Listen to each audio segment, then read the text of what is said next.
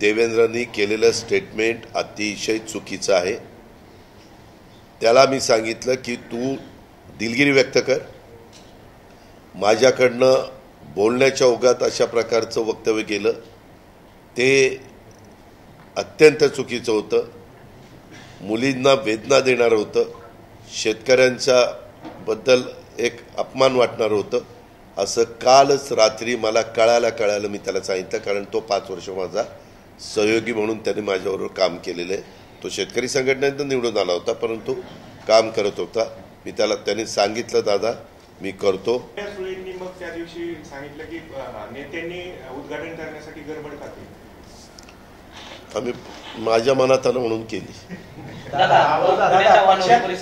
माझी आपल्याला हात जोडून विनंती आहे, मी इतकं आपलेपणाने सकाळी 9ला तुम्हाला बोलवलेलं आहे, जरा माझ्या योग्यतेच्या बातम्या, तुम्हाला कुठल्याही बातम्या विचारायचा, प्रश्न विचारायचा अधिकार आहे, पण म्हणूनच मला माझी सटकती की काय म्हणजे एवढं आपलेपणाने येतोय, बोलतोय, बसतोय, काय आता ह्या प्रश्नाला काय अर्थ आहे का?